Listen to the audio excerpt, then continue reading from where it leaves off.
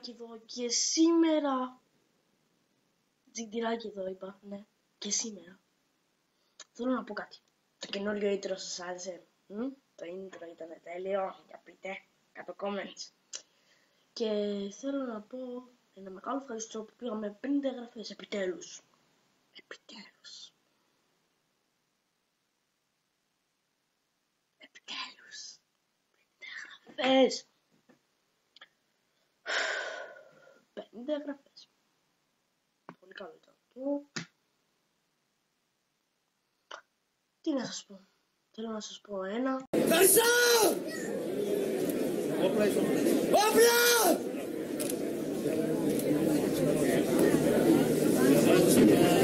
Δείτε το βίντεο του Alex Lightning. Τι είναι, δεν ξέρω. Πάμε να το δούμε, Θα σας το σχολιάσω για πρώτη φορά. Γεια! Σήμερα θα σας μιλήσω για το πώς μπορείς να γίνεις διάσημος διαδικτυακά και τι ωφέλη μπορεί να έχεις από αυτό στην καθημερινή ζωή σου, Volume 2.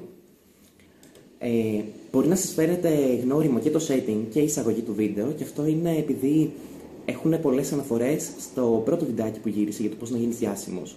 Σε αυτό το βίντεο θέλω να αναλύσω λίγο τη μέθοδο του να γίνεις διάσημος διαδικτυακά που ακολούθησα εγώ. Δηλαδή θα μας βοηθήσει να γίνουμε διάσημοι διαδικτυακά. Εγώ δηλαδή δεν είμαι διάσημος. Εντάξει, αλλά και έπεταξα τώρα. Εντάξει, πάμε να δούμε. Α, και κάτι ακόμα. Εκεί, στην οθόνη, για πάμε λίγο να δούμε κάτι που έχει από πίσω το Alex Lightning. Ρε πούστη μου, τι είναι αυτό το πράγμα εδώ? Αυτό εδώ, τι είναι? Κόμπρα είναι? Δεν μου μοιάζει. Κάτι άλλο μου μοιάζει, αλλά δεν θα το πω. Να το βρείτε εσείς στα comments. Η πούστης, η αγωνία. Τι είναι? Κοίτα τη φάτσα σου. Εντάξει, δεν μιλάω. Συνεχίζουμε. Και όπου σταθείς, λες ότι είσαι διάσημος. Μα σε τηλεόραση, μα στο ίντερνετ, λες ότι είσαι διάσημος. Αυτό από μόνο του, λόγω του exposure που λαμβάνεις, δημιουργεί ένα κύμα αντιδράσεων από ανθρώπους που θέλουν να σπεύσουν να σε ενημερώσουν ότι δεν είσαι διάσημος. Το point σου μπορεί να γεννήσει μεγαλύτερες αντιδράσεις και πιο πολλές αντιδράσεις αν κάνεις πράγματα τα οποία εκνευρίζουν το κοινό. Δηλαδή, φίλε, άλλο πράγμα δεν είχε εκείνος ο άνθρωπος να έρθει σε σένα και να σε πει ότι δεν είσαι διάσημος. Άλλο πράγμα δεν είχε. Συγχωρείς, αλλά είσαι καημένος. Και άλλο πράγμα δεν είχε για να έρθει να σου πει ότι είσαι διάσημος.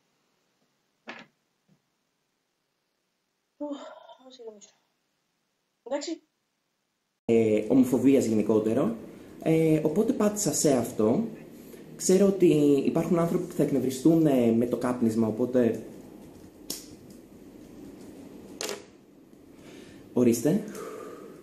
Ξέρω ότι έχουν θέμα με την έννοια ψωνίζομαι γενικότερα. Ξέρω ότι έχουν θέμα με την κακή αντίληψη τέχνης, οπότε πάντα βρίσκομαι με αμφιλεγόμενα έργα τέχνης στο φόντο μου. Θέλω επίσης να σταθώ στην έννοια ψωνίζομαι. Δεν ξέρω τι σημαίνει το ψωνίζομαι. Δηλαδή, αν είσαι όντως καλός σε κάτι, γιατί να μην το κάνεις? Εγώ είμαι καλός στο να είμαι διάσημος, γιατί να μην είμαι διάσημος? Δεν καταλαβαίνω γιατί να υπάρχουν τέτοιες αντιδράσεις. Και νομίζω ότι... Δηλαδή, Άλεξ, λες ότι είσαι διάσημος? Δηλαδή, ο Τούτζεϊ που είναι 500 κάτι subscriber, 500.000 subscribe, sub, δεν μπορώ να το πω, sub, και εσύ έχεις 4.000 κάτι sub. Δηλαδή, είσαι διάσημος? Ακόμα και υπάρχουν πόσα μικρά παιδιά, δεν λέω ότι εγώ είμαι τέλειος, αλλά υπάρχουν πόσα μικρά παιδιά που είναι 5.000 εγγραφές και σε περνάνε. Γι' αυτό, να, bitch, γι' αυτό μη μιλάς. Sorry φίλε, αλλά δεν είσαι διάσημος. Μόνο αυτό μπορώ να σου πω. Ούτε εγώ είμαι, αλλά τι να κάνω. Έτσι είναι η ζωή. Έτσι είναι η ζωή. Έχετε χρησιμοποιήσει όλοι σας catchphrases από αυτά που έχω βγάλει εγώ. Bye Felicia. Η τελευταία μου επιτυχία. Πριν από αυτό ακραία οργισμένος. Πριν από αυτό δεν έχεις μέλλον κουκλίτσα μου. Πριν από αυτό έχω 4 λέξεις για σένα. Άσε μας κουκλίτσα μου. Δηλαδή, ζείτε μέσα από εμένα. Τι λες ρε άνθρωπε, τι λες, ζούμε μέσα από εσένα. Δηλαδή, έτσι, λίγο παρακάτω έλεγες, μόλις βάλω κλάσω ένα βιντεάκι στην τηλεόραση.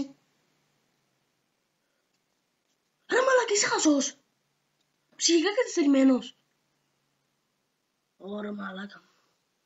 Και λες μια φάση, εγώ σας πειράζει το τσιγάρο. Ανάβει το τσιγάρο του. Ρε μαλάκα, ρε μαλάκα, ρε μαλάκα, ρε μαλάκα, ρε μαλάκα. Έλα, σίγουρα, σοβαρέψου λίγο ρε. Στο ίντερνετ, ο Φώτης και η Μαρία Live σας το δείχνουνε. Έχουμε μπει, εγώ και η Ηλέκτρα έχουμε μπει στα νοικοκυριά όλης της Ελλάδας. Κάθε Ελληνίδα νοικοκυριά έχουμε μπει στην κουζίνα της την ώρα που πλένει τα πιάτα, βλέπει το μεσημεριανά δικό της και συζητάει για εμένα και τη σχέση μου και για το αν χώρισα εγώ με την Ηλέκτρα και αν τα ξαναβρήκαμε και αν υπάρχουν κομμουνιστές στα εξάρχεια. Και όλο αυτό γίνεται γιατί ο κόσμος δεν έχει αισθητική παιδεία και δεν καταλαβαίνει τη μορφή τέχνης την οποία κάνω, η οποία είναι απλά ένας σύγχρονος αριστερός μεταδανταϊσμός, θα έλεγα. Άλεξ, άντε γεια, μαλάκα, χάζω είσαι αγόρι μου. Δηλαδή κάθε Ελληνίδα νοικοκυρά σκέφτεται εσένα παρά να πάρει λεφτά για την οικογένειά της, να κάνει κάτι άλλο για την οικογένειά της, σκέφτεται εσένα. Βέβαια ψυχικά καθυστερημένο, ειλικρινά. Δηλαδή, άλλο πράγμα δεν είχε η Ελληνίδα νοικοκυρά, να σκέφτεται εσένα. Δηλαδή, αχ, τι να πω σήμερα, ναι, χώρισε ο Άλεξ με την Ηλέκτρα, ποια είναι αυτή, δεν ξέρω. Αυτό δεν είχα να πω, μαλάκα. Μπερδεύεις και τις εκφράσεις σου, δενταϊσμός, δεν λέω, δεν ξέρω, και εγώ δεν μπερδεύω, αλλά εντάξει σας. Παιδιά, αυτό είναι το βίντεο, ελπίζω να σας άρεσε. Πείτε κάτω στα comments τι παιχνίδι θέλετε να παίξω. Έχω LOL, Outlast και Minecraft. Minecraft θα ανέβει σήμερα βίντεο. Ελπίζω να σας άρεσε. Ναι, έκανα και καινούργιο intro. Ελπίζω να το είδατε. Το ξαναλέω. Άμα δεν το είδατε, πάτε στο κανάλι μου και δείτε το. Ευχαριστώ πολύ. Γεια.